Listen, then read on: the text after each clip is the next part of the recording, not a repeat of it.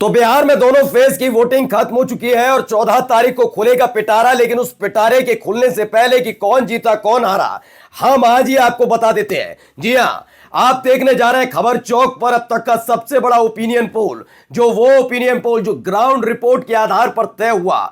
हमारे संवाददाता, हमारे सहयोगी लगातार हर एक सीट पर, पहले फेज की 121 सीटों पर, तो वहीं दूसरे फेज की 122 सीटों पर लगातार एक एक रिपोर्ट कर रहे थे। जब चुनाव हो रहा था, वोटिंग हो रही थी तब भी, और जब वोटिंग से पहले भी, जब चुनाव की तारीखों का ऐलान नहीं हुआ था तब भी जनता के बीच गए। ये जाना मुद्दे क्या जाति मुद्दा है, धर्म मुद्दा है, या वाकई बिजली सड़क पानी रोजगार मुद्दा है। हर एक मुद्दे के आधार पर कई सारी चीजें बनती हुई नजर आई। समीकरण बीच में बदले भी, तो वो समीकरण भी जानने की कोशिश की और पूरा चार्ट हमने तैयार किया है। और इसी चार्ट पर बातचीत करने के लिए हमारा पूरा पैनल आज तैयार बैठा हुआ है। हम अपना ओपिनियन पोल भी आपके सामने रखेंगे। सबसे पहले परिचय करा देते हैं हमारे खास मेहमान से, हमारे सहयोगियों से, जो आज आपके सामने रखने जा रहे हैं अब तक का सबसे बड़ा ओपिनियन पोल। तो खत्म हो गई वोटिंग और ओपिनियन पोल। सबसे पहले आपका अपना चैनल आपके सामने लेकर आ रहा है। हमारे साथ हमारे सहयोगी ब्रजेश हैं और साथ ही में आलोक पांडे जी में। बहुत बहुत स्वागत आप दोनों का। 243 सीटें भैया, किस्मत जो है एक एक प्रत्याशी की कैद तो हो गई ईवीएम में। मैं शुरुआत आप ही से कहूंगा ब्रजेश, क्योंकि आप इलाके में घूमे, बिहार गए, क्योंकि फर्स्ट फेज को लेकर क्या माहौल बनता नजर आया वो भी पिछली बार आपने बताया था। ये सेकंड फेज आपने अपनी आंखों से देखा, महसूस किया, वो तमाम चीजें, वो मुद्दे लोगों से जाने थे। क्या उन मुद्दों पर वोटिंग होती हुई नजर आई, या फर्स्ट फेज के बाद मुद्दे बदलते नजर आए? क्योंकि अभी थोड़ी देर में हम दिखाएंगे ओपिनियन पोल में किसको बढ़त मिलती हुई नजर आ रही है, लेकिन फिलहाल मुद्दे वाली बात कर लेते हैं। देखिए, मुद्दे तो इस बार बिहार में, जैसा हमने पहले चरण के वोटिंग के दिन बोला था कि मुद्दे इस बार बिहार में टोटली अपोजिट है। सबको पता है, समृद्ध भारत, विकसित भारत ऐसे नहीं, फोन हाथ में आ जाने से सभी स्ट्रांग हो गए। सबको पता चल गया कि अब उनके मुद्दे क्या है। अब आप उनके बहला नहीं सकते, फुसला नहीं सकते, घुमा नहीं सकते, फ्री राशन दे के उनको उनके मुंह बंद नहीं करा सकते। ऐसा नहीं कि पेट भर गया तो मुंह बंद है। इस बार हर एक बिहारी को पता है कि वो कितना पीछे है। हर एक बिहारी देख रहा है कि उसको क्या नहीं मिल रहा है। हर एक बिहारी को पता है उसको क्या चाहिए। हर एक बिहारी को पता है उसको कहाँ जाना पड़ रहा है उसके लिए। और इस बार उसने ये चीज सोच लिया है कि हम हर चीज दूसरे पे आश्रित है, और जबकि डबल इंजन की सरकार है। बात क्या है कि हम डबल इंजन की सरकार है, फिर भी वो डबल इंजन वाली स्पीड नहीं है। हमारी स्पीड 30 की, 40 की, 50 की है। और वही डबल इंजन की सरकार अगर आप पीठ ठोक रहे हैं दूसरे राज्यों में, बहुत अच्छा। तो बिहार में आखिर ऐसा क्या किसी का चुन्ना काट लिया कि बिहार को वो चीज नहीं मिला? तो बिहार के जनता को, बिहार के वोटर्स को ये बात पता है। फर्स्ट फेज का आप वोटिंग देख लीजिए, जो आंकड़े हैं, या सेकेंड फेज का आप देख लीजिए परसेंटेज, वो आंकड़े बता रहे हैं कि इस बार क्या हो रहा है। हम चूंकि हम लोग लगातार करीब एक दशक से हम इलेक्शन कवर कर रहे हैं। एक्स्ट्रा जब भी वोटिंग हुई है, जब भी ज्यादा मतदान हुआ है, वो ये बात को दर्शाता है और ये बात सुनिश्चित होती है कि वो सरकार के विपक्ष में है, वो सरकार के विरोध में है। ये जो ज्यादा वोटिंग है वो कहीं ना कहीं सरकार के प्रति रोष है। और वो ग्राउंड पे हम जब अलग अलग जनपद में, अलग अलग विधानसभा में घूम रहे थे, वो ग्राउंड पे देखने को मिल रहा था प्रज्वल। अमूमन कहा जाता है कि असदुद्दीन ओवैसी वोट काटने के लिए आते हैं। पिछली बार आपसे बात हुई थी आलोक जी, आपने कहा था नहीं अब ये नहीं कह सकते, इस साल 2020 में 5 सीटें लाने वाला वोट काटने। अब देखिए ये पूरा जो चुनाव है सेकंड फेज सीमांचल के इर्द गिर्द रहा। बीजेपी भी बेचैन थी। बीजेपी तो नहीं थी उतनी जितनी जेडीयू, एलजेपीआर, कांग्रेस और आरजेडी ज्यादा बेचैन थी। सीमांचल को लेकर आपकी राय क्या है? कुछ जादू दिखेगा ओवैसी का? निश्चित दिखेगा, इसमें कोई डाउट है नहीं है। देखिए, राजनीति में बहुत चीजें होती है, ओवैसी है। अगर इंडिपेंडेंट की बात करें तो एक राजनीतिक दल है, चुनाव आयोग से मान्यता प्राप्त, तो उसे कहीं भी चुनाव लड़ने का अधिकार है। डेमोक्रेसी तो ये कहती है, जब लोकतंत्र मना नहीं करता किसी को कहीं भी चुनाव लड़ने से। पीके के लिए क्या कहा जाएगा? पीके किसके वोट कटवा है? बीजेपी का और एनडीए का वोट काटेंगे पीके? ठीक है, ओवैसी काट रहे हैं, वो महागठबंधन का वोट काट रहे हैं। लेकिन मैं हमेशा कहता हूं, केवल इन दलों को वोट का कटवा कह के उनकी महत्ता को हम कमजोर करते हैं। लोकतंत्र की कहने से हमें मना करो। अंदर की बात यही है, अंदर की बात। भाई कोई किसी की भी लड़की भी बहुत दुष्ट हो, लेकिन शादी करते समय तो वो नहीं कहता ना कि हमारी बिटिया बहुत दुष्ट है, बेटा घर आएगी तब पता चलेगा। तो इसी तरह लोकतंत्र भले हो वोट कटवा हो, लेकिन लोकतंत्र कहने की अनुमति नहीं देता है। इसलिए कम से कम मैं लोकतंत्र का सम्मान करता हूँ। ब्रजेश ने जो बात कही उसी में मैं बात आगे बढ़ाऊंगा। मैं बहुत चैनलों में बात कह चुका हूं कि भाई बिहार बहुत अच्छा कर दिया नीतीश कुमार, ये उनका दावा है। मैं मान लेता हूँ बिहार अच्छा हो गया, लेकिन बिहार किसकी तुलना में अच्छा हो गया? उत्तर प्रदेश की तुलना में, हरियाणा की तुलना में, महाराष्ट्र की तुलना में। चलिए हरियाणा महाराष्ट्र पहले से डेवलप थे, उत्तर प्रदेश और बिहार, मध्य प्रदेश, उड़ीसा ये एक ही जैसे बीमारू राज्य में आते थे। चलो और छोड़ दीजिए, बिल्कुल उत्तर प्रदेश को देख लीजिए। उत्तर प्रदेश में 2 महीने पहले एक रिपोर्ट आई, भारत की प्रमुख राज्य जो जीडीपी में सर्वश्रेष्ठ योगदान देते हैं 5 प्रमुख राज्य, उसमें महाराष्ट्र है, उसमें तमिलनाडु है, उसमें गुजरात है, उसमें उत्तर प्रदेश तीसरे या चौथे नंबर पर जीडीपी में योगदान देने वाला राज्य उत्तर प्रदेश हो गया योगी जी के नेतृत्व में, एनडीए के नेतृत्व में। लेकिन नीतीश कुमार 20 साल से एनडीए का नेतृत्व कर रहे हैं, उसने 16-17 साल बिहार में शासन कर रहे हैं। कितने % का योगदान है बिहार का जीडीपी में योगदान? बिहार किस जगह पर अच्छा है, किस जगह पर वो बेहतर कार्य कर रहा है? नहीं कर रहा। 20 साल में नीतीश कुमार ने सिर्फ और सिर्फ बिहार की तुलना में भी विकास किया है। यानी हम पहले मैथ में 100 में से 5 नंबर लाते थे, अब हम 100 में से 7 नंबर लाने लगे, फिर हम बहुत अच्छे नंबर लेके आए। 100 में 7 नंबर लाने वाला अच्छा हो गया, और दूसरा 100 में 70, 80, 90 लेके आ रहा है। जितने भी विकास के पायदान है, बिहार लालू यादव के शासनकाल में भी पिछड़ा था, माफ कीजिएगा वो भी सही है, और बिहार नीतीश कुमार के शासनकाल में भी पिछड़ा है, ये भी सही है। तो डेवलपमेंट गया कहाँ? कुआं मिट्टी पूरी खा गया। पूरी की पूरी सरकार 20 साल से काम कर रही है, आउटपुट क्या है? सही बात। बिल्कुल ब्रजेश, आपसे आएंगे सीमांचल की 24 सीटों का जरा जानेंगे आपके लिहाज से कि किसको कितनी सीटें मिल सकती है। सबसे पहले एहसान, आपका भी बहुत बहुत स्वागत है। ये बताइए, सीमांचल की लड़ाई बहुत कांटे की होती हुई नजर आई। शुरुआत में तो बिहार था कि महागठबंधन वर्सेस एनडीए, एनडीए वर्सेस महागठबंधन, यही सब चल रहा था। लेकिन जब से ओवैसी की तरफ से कहा गया कि भाई उप मुख्यमंत्री एक मुसलमान क्यों ना हो, सीमांचल पर सबकी नजर टिके। इस बार सीमांचल में लड़ाई वाकई महागठबंधन वर्सेस एनडीए ही थी या वाकई एएमआईएम वर्सेस महागठबंधन हो गई? बिल्कुल प्रज्वल जी, बिहार की इस क्षेत्रीय समीकरण को समझने के लिए पहले बिहार के चुनाव को समझते हैं। देखिए, जहां भारत अपने आप की तुलना अमेरिका और तमाम देशों से अब करने लगा है, जहां रुपए की बराबरी डॉलर से करने की बात की जाती है, वहीं भारत का एक राज्य है बिहार, जहां पर मूलभूत सुविधाओं की लड़ाई है, जहां पर जो मुख्य मुद्दे हैं वो विकास है और पलायन है और बेरोजगारी है। तो ऐसा कह सकते हैं कि बिहार एक उत्तर प्रदेश का ऐसा राज्य है जो अभी मूलभूत सुविधाओं से भी पिछड़ा हुआ है। तो यहाँ पर जो मेन लड़ाई है वो ये है कि लोगों को वहां से पलायन ना करना पड़े, उनको अपने राज्य में ही नौकरी मिले, उनको रोजगार मिले, अच्छी सुविधाएं मिले, अच्छी स्वास्थ्य सुविधाएं मिले।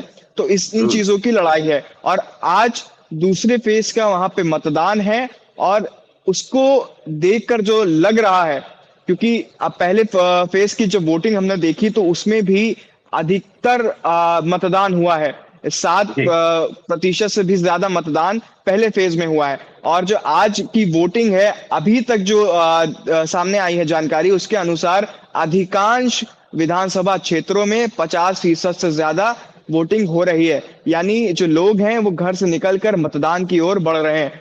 और ये एक बहुत बड़ी बात है अपने लिए कि जितनी ज्यादा मतदान होगा, जितना ज्यादा वोट पड़ेंगे, उतना ही जो चैलेंज है, जो फाइट है, वो टफ होती नजर आएगी। अब उत्तर प्रदेश के मंत्री हैं, वोटिंग खत्म हो चुकी है, लेकिन फिलहाल अभी आंकड़े बढ़ते रहेंगे। सही ब्रजेश, ये 24 सीटों का ही जिक्र हम करेंगे आपसे। सबसे पहले पूर्णिया, कटिहार, अररिया और किशनगंज। किशनगंज में तो खास आपने बहुत जबरदस्त रिपोर्ट करके आए थे, वहां के हालात आपने दिखाए। वो बात अलग है कि अमेरिकन जो सिंगर हैं वो नीतीश कुमार के लिए, मैथिली ठाकुर के लिए प्रचार करें वहां बैठकर, लेकिन वो तस्वीर भी आपने देखी। कितनी सीटें, सबसे पहले 24 में से कितनी सीटें महागठबंधन के समर्थन में या गठबंधन की झोली में जाती हुई आपके हिसाब से नजर आती है?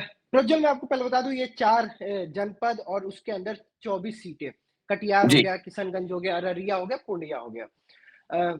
ये फैक्टर, इस बात को इग्नोर करना एकदम कतई गलत होगा कि वहां पे ये काम ओवैसी वहां पे फैक्टर नहीं है। ओवैसी वहां पे बहुत बड़े फैक्टर है, खासकर वो जब महागठबंधन ने अपना फेज घोषित कर दिया कि तेजस्वी मुख्यमंत्री होंगे, साहनी से डिप्टी सीएम आएंगे, ये होंगे। जब उसके बाद उन्होंने कहा कि मुसलमान से क्यों नहीं कोई डिप्टी सीएम, एक हक की बात उठाना, एक आवाज उठाना कि मुसलमानों की बात हो, और वो फैक्टर वहां तक पहुंचा। जो सीमांचल, जहां से पिछली बार इनको 5 सीटें मिली थी, वहां तक वो मैसेज, या पूरे बिहार में वो मैसेज कन्वे हुआ। लेकिन जी जो महागठबंधन है, जिसका नेतृत्व तेजस्वी कर रहे हैं, नौकरियां दी हैं, वो मैसेज बहुत अच्छी तरीके से लोगों के पास तक पहुंचा है। उन्हें पता है कि अगर तेजस्वी आएंगे तो हमें नौकरी मिलेगी। एक बहुत बड़ा, युवाओं से हमने बात किया, टीजीटी पीजीटी जो वहां पे बच्चे हैं जो निकाल के बैठे हैं, जो बीपीएससी के से जिनको अभी नौकरियां मिले।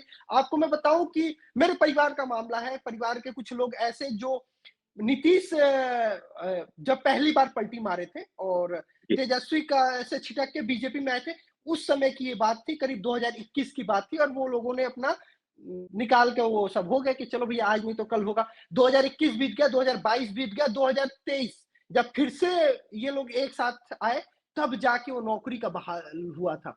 तो वो वहां के वोटर्स को पता है कि अगर युवाओं की बात युवा कर सकता है, तो उनको यकीन है कि तेजस्वी जो है वो हमारे लिए कुछ बेहतर कर सकते हैं। क्योंकि अब नीतीश कुमार, जैसा भी आपने एक दो जगह देखा कि मंच पे एक महिला को माला पहनाने को लेके, कुछ दिन पहले हाथ जोड़ने के लिए, तो एक मैसेज, ये ऐसा नहीं है कि नीतीश के लिए लोगों के अंदर वो सेंटिमेंट नहीं है, वो फैक्टर नहीं है, लेकिन उनको ये मानना है कि अच्छा अब ऐसा है कि हमारा जो शेर है वो बूढ़ा हो गया है, और एनडीए से उनको ये उम्मीद रह नहीं गई है। क्योंकि वो कह रहे हैं कि सम्राट चौधरी क्या कर रहे हैं, बीजेपी इतने दिन से वो हमें क्या दे दिया, हमें क्या वो बाढ़ आई हमारे लिए कुछ कर दिया। तो अब उन्हें पता है कि ये कुछ नहीं करेंगे, अब जो करेगा वो हमारे घर का लड़का करेगा, अरे हमारा इसीलिए मैं, तेजस्वी करेगा। देखिए 2020 में 12 सीटें सीमांचल की गई थी एनडीए के पास, खासतौर पर 5 एआईएमआईएम के पास आई थी और 7 सीटें आई थी महागठबंधन के पास। आज की मौजूदा स्थिति, आप वहां गए, ग्राउंड रिपोर्ट की, बहुत सारी चीजें देखी। सबसे पहले महागठबंधन के खाते में 24 में से कितनी सीटें आपके हिसाब से, आपने जो देखा? मैं वहां पे 16 से 17 सीटें महागठबंधन को दूंगा। 16 से ओके, 17 सीटें वहां 16 से 17, जी। महागठबंधन को मिले, और कहीं 3 सीट वहां पे एआईएम के खाते में भी जा रही है। मतलब 3 से नुकसान है इस 4 बार? सीट। हाँ इस बार नुकसान है एआईएमआईएम को आपके हिसाब से? हाँ, मेरे हिसाब से, क्योंकि देखिए क्या है, पिछली बार ये मैसेज भी तो जाता है, 5 विधायक जीते, वो क्या हुआ, लास्ट में आरजेडी में चले गए। तो इस बार जब हम वहां पे लोग बात कर रहे थे, तो उन्होंने कहा कि हमें भाई ओवैसी से मतलब परहेज नहीं है, लेकिन बाद में जब उसी में जाके मिल जाना है, तो हम पहले ही क्यों ना उनको मजबूत करें। ऐसा हम कोई फैक्टर ही नहीं पैदा होने दे जिससे नुकसान है। उनका मैसेज, मैंने कहा ना, जो मुसलमान उप मुख्यमंत्री की बात उन्होंने की थी, वो लोगों के जहन में है और उस बात के साथ लोग जाना चाहते हैं। लेकिन जो ठीक है। 5 विधायक लास्ट में आरजेडी में मर्ज हो गए थे, वो भी उनको याद है। अच्छा ठीक है। आलोक जी, एनडीए जी ले जाएगी कुछ सीमांचल में? क्योंकि बड़े परेशान नजर आ रहे थे। अभी मैंने निशिकांत दुबे को सुन रहा था, वो शायद अपने नेताओं से, कार्यकर्ताओं से बात कर रहे थे। वो कह रहे थे हाथ से गया, अररिया चला गया, किशनगंज तो चला गया, 65% हो चुके हैं, पूर्णिया चला जाएगा, अगली बार चुनाव होगा। ये सारी ये दर्द अचानक से, जबकि निशिकांत दुबे बड़े हंस हंस के बड़े मजे लेते हैं, लेकिन बड़े परेशान नजर आ रहे थे एक दिन पहले। अब देखिए, अररिया में तो पिछली बार 6 में से 4 एनडीए जीता था, तो उसके साथ अगर हम देखें सुपौल में 5 में से 5 एनडीए जीता 2020 में, तो उन्होंने तो बहुत अच्छा पिछली बार परफॉर्म किया था। लेकिन इस बार क्या उस परफॉर्मेंस को वो रिपीट कर पाएंगे, तो इस पे जरूर एक प्रश्न लगता है कि शायद उस तरह की परफॉर्मेंस वो इस बार नहीं कर पाएंगे। एनडीए के लिए, खासकर बीजेपी के लिए, ये जो सेकेंड फेज है, इसमें जैसे अब अगर आप देखो, पूर्वी चंपारण में 9 है टोटल, 9 में से एनडीए ने 8 जीता था, या पश्चिमी चंपारण 12 में से एनडीए ने 9 जीते थे। लेकिन अब मुझे नहीं लगता, गया 10 में से 5 जीते थे। लेकिन मुझे लगता है कि इस बार भारतीय जनता पार्टी के लिए जो अपना ये सेकेंड फेज है इनका, वो फेज थोड़ा सा दिक्कत करेगा। और फर्स्ट फेज में तो वैसे भी भारतीय जनता पार्टी पिछले 2020 के चुनाव में उतना बेहतर नहीं कर पाई थी। उसने जो रिकवरी की थी वो सेकेंड फेज में की थी। अगर सेकेंड फेज में भी, जैसा कि आप बता रहे हैं निष्कांत दुबे की चिंता, तो वो चिंता तो फिर ये संकेत दे रही है कि फिर महागठबंधन की आंधी है। फिर ये कहने में कहाँ गुरेज रह जाता है कि अगर निष्कांत दुबे जैसे व्यक्ति भी चिंतित है अपने उस फेज में, जिस फेज में वो स्ट्रांग है, जिस जगह पर वो ज्यादा बड़ी मात्रा में चुनाव जीते थे, एक तरह से सूपा साफ कर दिया था सुपौल और या इन जगहों पर एनडीए की बहुत मजबूती दिखाई दी थी। अगर वो वहां कमजोर हो जाते हैं तो फिर तेजस्वी यादव अगले मुख्यमंत्री दिखाई देते हैं। अगर मैं एक लाइन में आपसे पूछूं, एक की फैक्टर पूछूं आपसे ब्रजेश, मुसलमान, दलित, महादलित, पिछड़े, अति पिछड़ा, कौन सी राजनीति या भूमियार वर्सेस पिछड़ा, क्या इस बार ज्यादा जाति और धर्म के आधार पर सबसे ज्यादा फैक्टर किसने पूरा समीकरण बदला या पूरा चुनाव उसके लेवल पर हुआ, क्या लगता है आपको? आप एक बात, जब नतीजे आएंगे तो बिहार में दारू भी बहुत बड़ा फैक्टर रहेगा। बिहार में जी, पिछली बार भी आप कह रहे थे। मैं अभी भी इसको कह रहा हूँ, और आप प्रज्वल इस बात को नोट कर लीजिए, 14 तारीख को काउंटिंग के दिन हम बैठेंगे, फिर इस बात को करेंगे कि बहुत उनको एक बात का दर्द है। मैं अपने वहां भी जब घूम रहा था ना बॉर्डर एरिया पे, तो गोपालगंज में एक व्यक्ति कहा कि यहाँ का जमीन बेच दिया है किसान और यूपी में रह रहा है क्योंकि दारू पिएगा वहीं सोएगा। चौपाल के दौरान कह रहा है कि भाई 100 की दारू 220 में पा रहा हूं। तो उनको ये चीज का दर्द है भाई कि हमें दारू चाहिए और उसके लिए भी हम वोट कर रहे हैं। और अतिशयोक्ति इस बात में नहीं है कि इस बात में प्रशांत किशोर को खूब भर भर के वोट जाएगा, क्योंकि एक वही व्यक्ति है। और ये जो वोट जाएंगे ना, ये एनडीए के लिए खतरा है। जितना प्रशांत किशोर मजबूत होंगे, मुझे बड़े दिल से रिपोर्ट की है आपने, क्योंकि सेवन तो आप करते नहीं है, सेवन तो आप करते नहीं है जिस चीज का, उसकी तो बड़ी है। मैं कह रहा हूँ कि मैं भी नहीं करता, लेकिन जो करते हैं उनका तो साथ देना चाहिए ना, पहली बात। दूसरी बात आप ये समझिए कि तेजस्वी यादव कहते हैं कि ताड़ी को दारू से बाहर निकलाएंगे, तो उन्होंने संकेत दिया है कि भाई ताड़ी तो कम से कम दारू में ना है, तो जो गरीब आदमी ताड़ी पीता है। चिराग पासवान कैसे पीछे रह जाएंगे, वो भी तो साथ दे रहे थे। उन्होंने कहा बात तो सही कह रहे तेजस्वी, जब तेजस्वी ने मुद्दा उठाया था आज से 5-6 महीने पहले, तो चिराग ने भी कहा था बात तो सही है, ताड़ी बेचनी चाहिए, बेचने दीजिए।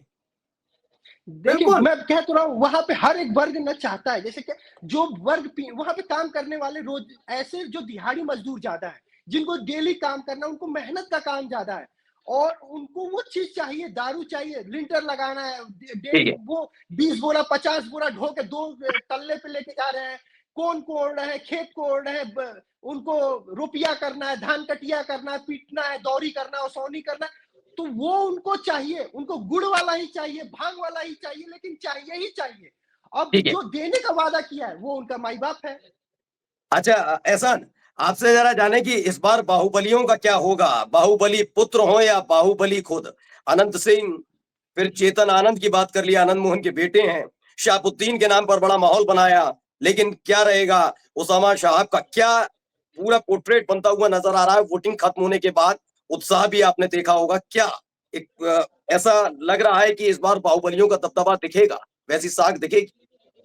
बिल्कुल, देखिए आनंद सिंह की विधानसभा की अगर बात कर लें तो वहां पर लल्लन सिंह ने काफी प्रभाव डाला है, और जिस तरह से दुलार चंद्र यादव की ठीक मतदान से कुछ दिन पहले हत्या हुई और उसमें आनंद सिंह का नाम सामने आया, तो कहीं ना कहीं इसका नुकसान आनंद सिंह को पहुंच सकता है। और दूसरी चीज अगर बात करें ओसामा की, जो कि शहाबुद्दीन के बेटे हैं, तो लोगों का ये कहना है कि ओसामा में अपने पिताजी जैसे वो गुण नहीं है, वो बात नहीं है, लेकिन फिर भी क्योंकि शहाबुद्दीन ने बिहार के लोगों के लिए और खास करके अपनी कॉन्स्टिट्यूएंसी के लिए काफी कुछ किया है।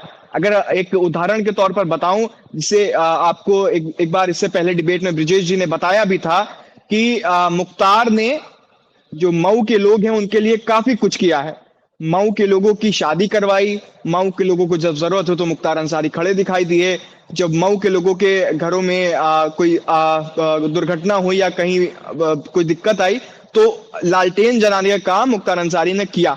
ऐसे ही जो शहाबुद्दीन है, उन्होंने बिहार के लोगों के लिए बहुत कुछ किया, चाहे वो अस्पतालों का निर्माण में सहयोग देना हो या अन्य चीजें। तो इस तरह से अगर देखा जाए तो अपने पिताजी के जो कार्य थे उसके एवज में अगर उनकी बिहार की जनता और उनकी कॉन्स्टिट्यूएंसी की जनता ओसामा को अपना प्रतिनिधित्व करने पर दायित्व देती है तो इसमें कोई बड़ी बात नहीं है। लेकिन अगर ओसामा की खुद की क्रेडिबिलिटी देखी जाए तो इतनी कोई खास क्रेडिबिलिटी उनकी खुद की नहीं, क्योंकि वो विदेश से आए हुए हैं, वो वहां पढ़ने गए थे, उन्होंने बहुत ज्यादा समय बिहार में नहीं बिताया है। लेकिन अब जब चुनाव है तो कहीं ना कहीं जो बैकग्राउंड है उसको भी जनता याद रखती है, और दिलों में एहसास के बिना पर कहीं ना कहीं जी। ओसामा को बिहार विधानसभा तक पहुंचाया जा सकता है। जी प्रज्वल। अच्छा, अब ओपिनियन पोल पर आ जाते हैं। मतलब ब्रिजेश, जल्दी जल्दी आपसे जान लेते हैं, इस बार आरजेडी कितनी आपके हिसाब से, 243 में से कितनी? मैं उससे पहले एक चीज, एक फैक्टर जो मैं मिस कर रहा था उसको बता के फिर जो है आपने जी जी उस पे जी जी, आता हूँ। बिल्कुल। मैं दुलार चंद यादव का जिक्र ऐसा ने किया उस बात पे इसलिए आना चाह रहा हूँ क्योंकि दुलार चंद यादव यादव मैं खासकर बोलना चाहूंगा, उस हत्या का ना बहुत इम्पैक्ट महागठबंधन को मिलता हुआ दिखा। वो हत्या हुआ, उस हत्या के बाद बाहुबली तो बाहुबली, वो गिरफ्तारी रात के 12 बजे हुई, लेकिन यादव को एकजुट करने में वो बहुत बड़ी भूमिका उस हत्या के कारण हुई। महागठबंधन को उससे 1-2 सीट मतलब ज्यादा ही बढ़ जाएगी, इसमें कहीं अतिशयोक्ति नहीं है। अब आते हैं 243 सीटें हैं, इस बार एनडीए 130 के आसपास उसने सरकार बना रखी है, जिसमें बीजेपी की अगर बात करें तो 80 और बाकी 45 है। इतनी ही सीटें 130 से 135 सीट के आसपास महागठबंधन को इस बार मिलने जा रहा है। महागठबंधन को। आलोक जी, जी। सहमत? अब ब्रजेश जी तो फील्ड पे रहे, लेकिन मेरा मामला यह है कि इस मैदान में लड़ाई कांटे की है। चाहे भारतीय जनता पार्टी सरकार बनाए तो भी बहुत एज नहीं मिलेगी ऐसा लगता है मुझे, और चाहे महागठबंधन सरकार बनाए, लेकिन एज बहुत, मतलब जैसे भारतीय जनता पार्टी कहती है, कुछ लोग कहने लगे 200 पार, अभी 400 पार का भूले नहीं, अब 200 पार का नारा आ गया, 400 पार की बात करें और 300 पार भी नहीं हुआ। तो मुझे लगता है कि इस बार इसीलिए भारतीय जनता पार्टी ने अपने बड़े नेताओं को नारा नहीं दिया। कांटे की टक्कर है, एज महागठबंधन को है, लेकिन बहुत कुछ बिहार को लेकर बहुत घोषणात्मक होना थोड़ा डर लगता है। और इस बार जिस तरह से महिलाएं बड़ी मात्रा में ऐतिहासिक वोट पड़े हैं, ऐतिहासिक वोट किसकी तरफ जाएंगे, क्योंकि ज्यादातर तो सत्तारूढ़ दल के विपरीत जाते हैं, लेकिन मध्य प्रदेश तो छत्तीसगढ़ में बढ़ा हुआ वोट बीजेपी को भी उस बार दोबारा सत्ता में वापस ले आया था। तो अपवाद स्वरूप ऐसा होता है कि बढ़ा हुआ वोट भी रूलिंग पार्टी को लेके आता है। सामान्य तौर पर बढ़ा हुआ वोट रूलिंग पार्टी को विपक्ष में बैठाता है। अच्छा, ऐसा आपसे छपरा वाली पे आ जाते हैं, क्योंकि छपरा वाली जो विधानसभा सीट है उसमें बड़ा समीकरण भी बदले, बहुत सारी चीजें भी हुई। कौन कैसा चरित्र देखिए, सम्राट चौधरी कैसे बात करते, बहुत सारी चीजें हुई थी। मनोज तिवारी ने तो ये कह दिया था, यही वाला बयान है। छपरा सीट आपके हिसाब से क्या होती हुई नजर आ रही है? क्योंकि वहां मोदी भी जाते हैं, तो बारिश होती है तो लोग इकट्ठा नहीं होते, विपक्ष कहता है देखो देखो, वहां तो भीड़ ही नहीं पहुंची, लोग सुनना नहीं चाहते। छपरा को लेकर क्या बनता हुआ नजर आ रहा है? बिल्कुल, देखिए केसारी लाल यादव की जो सीट है उसका आप जिक्र कर रहे हैं छपरा की, तो कहीं ना कहीं पहले फेज की वोटिंग में छपरा से भी कई चीजें सामने आई हैं, और बेसिकली वहां पर क्या पूरे बिहार में ही बड़े बड़े नेताओं ने रोड शो किए, अपनी भूमिका वहां पर देने की कोशिश की। गृह मंत्री अमित शाह पहुंचे, प्रधानमंत्री पहुंचे, योगी पहुंचे, और तमाम लोग वहां पर पहुंचे।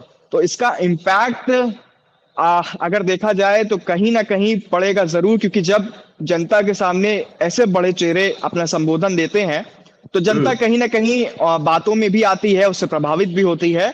लेकिन अगर वोटर साइलेंट है तो फिर मामला गड़बड़ाया हुआ लग सकता है। लेकिन जिस तरह से छपरा में मेहनत की गई एनडीए द्वारा, तो कहीं ना कहीं एक टफ लड़ाई कह सकते हैं। डिक्लेरेशन करना मुश्किल है, क्योंकि बिहार में जो वोट प्रतिशत है वो काफी बड़ा है।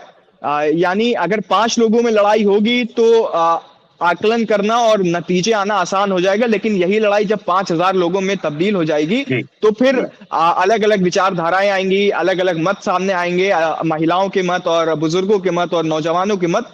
तो डिक्लेरेशन करना भी मुश्किल हो सकता है। लेकिन जिस तरह से रोड शो किए गए, जिस तरह से पूरा भाजपा के आला कमान से लेकर अलग अलग प्रदेशों के मुख्यमंत्री हों, चाहे वो गृह मंत्री हों, सब लोग बिहार में कैंपेन करते रहे, तो कहीं ना कहीं इसका प्रभाव जरूर पड़ेगा। लेकिन डिक्लेरेशन करना अभी मुश्किल है, टफ फाइट है छपरा में। और 48 घंटे बाद यानी 14 नवंबर को ये फाइनल हो जाएगा कि किसके सर पर जीत की माला है और किसके गले में हार की माला है। जी ब्रिजेश, का यूपी फैक्टर काम किया अखिलेश यादव का बिहार पहुंचना? क्योंकि आपने तो महागठबंधन को क्लीन स्वीप दे दी है, आपने कह दिया सरकार बनाने जा रहे हैं आपके लिहाज से।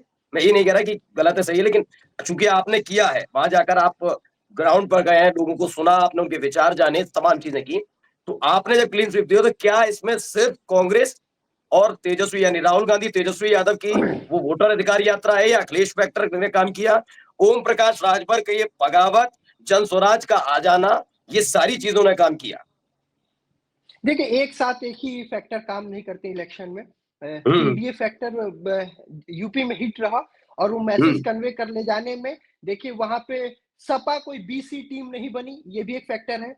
वहां पे बसपा ने चुनाव लड़ाया, सुहेलदेव पार्टी से चुनाव लड़े लोग, तो वो भी वोट किस, देखिए दलित का, मायावती जहां भी चुनाव लड़ेंगे दलित का वोट उनके पास जाएगा। 1 वोट जाए, 10 वोट जाए, 50 वोट जाए, 100 वोट जाए, जी। वो वोट छिटकेंगे। राजभर अभी वहां पहुंचे हैं, जो जेडीयू के वोटर होते थे वो राजभर के पास से भर जो वोटर होते थे वो उनके पास से छिटके हैं। तो ये बात ऑन कैमरा है और इस पर हमने बकायदा रिपोर्टिंग की है, पैकेजिंग। तो ये जो आ जाने से, राजभर आ जाने से, चाहे ये जन सुराज के लड़ने से, अब आप अभी छपरा की बात कर रहे थे, छोटी कुमारी है जी। एनडीए उम्मीदवार और वहां से जयप्रकाश सिंह है जन सुराज पार्टी से। तो आप ये देखिए, अब सीधे त्रिकोणीय मुकाबला चल रहा है, कोई एक व्यक्ति का नाम नहीं लेगा। अब तीसरा फैक्टर भी निकल के सामने आया, और वो तीसरा फैक्टर क्या कर रहा है, नुकसान किसको दे रहा है? जेडीयू को। वो ऐसा नहीं कि आरजेडी को नुकसान दे रहा है, क्योंकि आप एक तो सरकार के विरोध में चुनाव लड़ रहे हैं। आपने पूरा जन सुराज यात्रा जो शुरू की, आपने सरकार के विरोध में शुरू किया।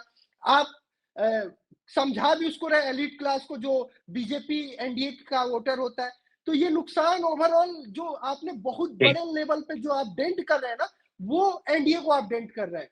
हर जगह अगर कोई तीसरा उम्मीदवार किसी की बात करता है, पहले हम जैसे यूपी में बात करते हैं तो पहले बात होता था सपा बसपा, अब बात हो रहा है भाजपा सपा, लेकिन तीसरा बात आ जाता है बसपा, जिसको हम कहते हैं भाई उसने वोट काट लिया, इधर शिफ्ट हो गया, उधर शिफ्ट हो गया, वोट चला गया। वो काम वहां पे जन सुराज के आ जाने से हो रहा है, और वो वोट कर रहा है जेडीयू का। ठीक है, मैं आलोक जी के पास जाऊंगा, लेकिन फिर वही एक सवाल, बस एनडीए की सीट बताइए आप अपने हिसाब से। अच्छा, मैं 100 के आसपास एनडीए को, 90 से 100 के आसपास एनडीए आएगा। बीजेपी बड़ी पार्टी, जेडीयू बीजेपी बड़ी? बड़ी पार्टी ने कहते बीजेपी बड़ी पार्टी रहेगी। जब ज्यादा सीट पे आप चुनाव लड़ रहे हैं तो आप बड़ी पार्टी है ही, बड़ी पार्टी बीजेपी नहीं, रहेगी। बराबर है बीजेपी जेडीयू और वो दोनों बराबर। अच्छा आलोक जी, सहमत? आप सहमत? नहीं, मैं इस बात से थोड़ा सा सहमत क्या कहूँ, मुझे तो कांटे की टक्कर लग रही। मैं इस बात पे किसी चैनल मैंने निष्कर्ष नहीं दिया कि किसकी कितनी सीटें आ रही, काहे को अपनी इज्जत दुलाई थे। ब्रजेश भाई ग्राउंड पे घूमे, वो अपना देखे, हम तो ग्राउंड पे जाके लोगों से मिले नहीं, तो टीवी डिबेट और थोड़े से इंटरेक्शन के आधार पर मैं इस मामले में थोड़ा सा बचना चाहूंगा। लेकिन इतना बस फिर कहूंगा कि कांटे की टक्कर है। हाँ जी ब्रजेश। भैया मैं आपको एक चीज आप कह रहा हूँ, मजेदार इस बार का इलेक्शन है। मैं 2005 सबसे पहले 2015 बिहार कवर करने गया था, मधुबनी और लोहट चीनी मिले ये सब मीसा भारती का रैली कवर किया, और अभी मैं 2025 कवर करने गया, जीरादेई सीट है। अब ऐसा फैक्टर हो रहा है कि वहां के जो लोग होते हैं ना, बहुत वोकल होते हैं, वो कैमरे पे आपको गाली भी दे देंगे, मतलब वो गाली देने में परहेज नहीं करते, वो जो उनके मन में आता है बोलता है। और इस बार जो प्रशांत किशोर वाला फैक्टर है ना, और जो महागठबंधन का फैक्टर है, वो दिख रहा है। जैसे हम लोग अभी 2022 में सत्ता परिवर्तन, लेकिन हवा पे समझ में आ जाती है कि अच्छा हवा किधर चल रही है। तो वो इस बार देखने को बहुत प्यार से मिला था। अच्छा ठीक है, कई बार ऐसा हुआ कि लोग नीतीश कुमार का विरोध नहीं कर रहे हैं, लेकिन एनडीए का विरोध कर रहे हैं। विरोध कहीं ना कहीं सरकार के खाते में, एनडीए के खाते में जा ही जा रहा था। जी जी जी आलोक जी। नहीं, बिल्कुल 20 साल से सरकार सत्ता में है, उसको अगर वो एंटी इनकम्बेंसी नहीं हो, ऐसा तो नहीं हो सकता। एंटी इनकम्बेंसी तो होगी ही, और हर चुनाव में जब 5 साल सत्ता में आप रह लेते हैं उसके बाद एंटी इनकम्बेंसी शुरू हो जाती है। अच्छा, एंटी इनकम्बेंसी का जिक्र कर रहे हैं, एंटी इनकम्बेंसी का जिक्र कर रहे हैं, तो कौन सी राजनीतिक पार्टी है एनडीए के अंदर जिसको नुकसान होगा? बीजेपी और जेडीयू में से, क्योंकि एलजेपीआर तो सत्ता में है ही नहीं वहां पर। नहीं, निश्चित बात है, मैं मानता हूं कि जेडीयू को नुकसान होगा। जेडीयू के पास फ्यूचर नहीं है। नीतीश कुमार ने अपना जो उत्तराधिकारी उसको नहीं बनाया, तो राजनीति हो हमारा सामान्य जीवन, जहां हम असुरक्षित होते हैं हम वहां नहीं रुकते। असुरक्षा हमें उस जगह से हमें मूव कराती है जहां बाढ़ आने खतरा हो, वहां क्यों रहेंगे? बिहार तो हर साल पलायन देता है, बाढ़ का टेम्पररी पलायन। तो नीतीश कुमार का जेडीयू तब तक जब तक नीतीश कुमार मुख्यमंत्री खत्म, जेडीयू का काम बिहार से कमजोर होना शुरू हो जाएगा, और नीतीश कुमार की जीवन समाप्त होने के बाद जेडीयू नाम की पार्टी शायद रह पाना बिहार में बहुत मुश्किल। तो इसलिए जेडीयू को नुकसान ज्यादा होगा, भारतीय जनता पार्टी उतने लॉस में नहीं रहेगी। उसका नेतृत्व भी नीतीश कुमार ने ही किया है, मुख्यमंत्री नीतीश कुमार ही है, एंटी इनकम्बेंसी नीतीश कुमार के साथ रहेगी। कभी वो बीजेपी के साथ सत्ता में होते हैं, कभी वो आरजेडी के साथ सत्ता में होते हैं, लेकिन मुख्यमंत्री तो वही होते हैं। तो नुकसान भी उन्हें ही सबसे ज्यादा उठाना पड़ेगा, क्योंकि सत्ता का मजा भी उन्होंने सबसे ज्यादा उठाया। चलिए, थोड़ा समय कम है, लेकिन फिलहाल ब्रिजेश, बस 2 सवाल। जन स्वराज को कितनी सीटें, और एक तेज प्रताप वाला फैक्टर रह गया, पिछली बार कहा था कम से कम 1 सीट तो जीतेंगे। क्या लग रहा है आपको? देखिए, वो तेज प्रताप वो 1 सीट ही जीतेंगे। उनका फैक्टर इतना नहीं है, वो अपनी सीट निकाल ले जाएंगे। हाँ, एक बात और है, अगर महागठबंधन की सरकार बनेगी तो वो मंत्री भी बन जाए, ये भी फिक्स है। बाद में सब नहीं होता है, हमारे कहते बड़ी एक बड़ी कोयलासी बात। लेकिन उन्होंने तो भगवत गीता में कसम खाई है, भगवत गीता की कसम खाई उन्होंने। भैया, आपको राजनीति का कसम, आपको मेरे से बेहतर पता है कि राजनीति में कितना तेज लोग कसम खाते हैं और कितना तेज कसम भूल जाते हैं। 2019 का गठबंधन, यूपी के गठबंधन को आप और भी बेहतर तरीके से समझ सकते हैं। 2017 का कसम 2024 में टूट जाता है, और 2000 का कसम 2019 में टूट जाता है। तो ये कसम कितनी जल्दी टूटते हैं वो आप बहुत बेहतर समझते चलिए, हैं। पीके की कितनी चांदी? पीके चांदी तो नहीं, लेकिन एक बात और जानिए, पीके ऐसे भी हो सकते हैं कि वो तय करेंगे कि किस पार्टी का मुख्यमंत्री बनेगा। वो जिधर जाएंगे ये भी तय हो सकता है कि उधर की पार्टी सत्ता में बैठेगी, सिर्फ कुर्सी पे बैठेगी, उन्हीं के सर पे ताज होगा। पीके नाम वाकई का ताज आलोक जी, मुख्यमंत्री किंग मेकर। बनाएगा। नहीं, मुझे किंग मेकर। लगता है कि पीके किंग मेकर नहीं होंगे, या तो महागठबंधन पूर्ण बहुमत से होगा या एनडीए पूर्ण बहुमत से होगा। पीके कोई प्रभाव बहुत नहीं डालेंगे, इस बात पे मैं आपको घोषणा करने की स्थिति में हूँ। जी, और चलिए, 14 को बहुत बैठेंगे तो देखेंगे कि जी ब्रजेश जी भाई का कल भी बैठेंगे, हम लगातार हर एक फिर फैक्टर 14 पर को काम बैठेंगे। करेंगे, बात करेंगे। कल फिर दोबारा एक साथ जुड़ेंगे। बहुत बहुत धन्यवाद आप सबका। आलोक जी आपका भी, ब्रजेश जी आपका भी, और एहसान आपका भी बहुत बहुत शुक्रिया। एक बार कल फिर से जुड़ते हैं और देखते हैं क्या फैक्टर निकल कर आता है सामने, क्योंकि पहले और दूसरे फेज दोनों का जो आंकड़ा निकल कर आएगा, उसके बाद एक बार फिर से बैठते हैं। नमस्कार। धन्यवाद। तो फिलहाल खबर चौक के मुताबिक महागठबंधन की सरकार का रास्ता साफ होता नजर आ रहा है। क्या वाकई ओम प्रकाश राजभर की भविष्यवाणी काम कर गई, या फिर ओम प्रकाश राजभर का यह श्राप है एनडीए के लिए? जो भी है, खैर 130 से 135 सीटें, जी हां, यह महागठबंधन को मिलती नजर आ रही है। 243 में से 122 सीटें चाहिए सरकार बनाने के लिए। तो क्या क्लीन स्वीप करने जा रही है? 130 से 135 सीटें खबर चौक दे रहा है, 100 सीटें एनडीए। यानी झटका तो है, वो भी तब जब अगले साल पश्चिम बंगाल और असम में चुनाव होने हैं। बिल्कुल सटा हुआ है पश्चिम बंगाल। ऐसे में एआईएमआईएम 3 से 4 सीटें, जन स्वराज भी तकरीबन 2 से 3 सीटें जीत सकती है। खबर यह भी है कि तेज प्रताप शायद अपनी सीट निकाल लें, लेकिन क्या होगा 14 तारीख को तय होगा। यह हमारी तरफ से दिया गया ओपिनियन पोल है। नमस्कार। This video is sponsored by Ram Ram Group of Companies, co-sponsored by Nature House and Bhaiya Ji Silver Coated Ilaichi.